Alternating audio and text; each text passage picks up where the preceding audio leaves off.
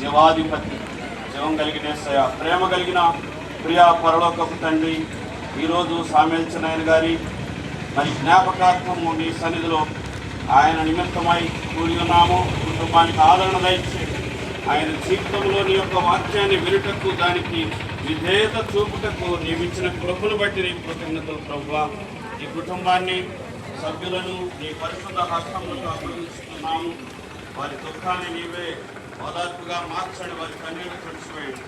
ఈ కుటుంబానికి సమాధానము, ధైర్యము, నిరీక్షణ వారికి అనుగ్రహించండి. ప్రత్యేకంగా ఈ కుటుంబం అంతా చివరి శ్వాస వరకు నిన్ను శ్వసిస్తూ ఈ యొక్క వాక్యంలో నడుస్తూ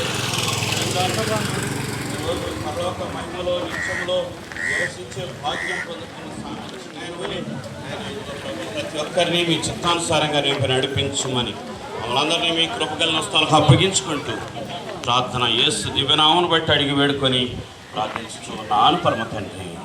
ఆమేన్.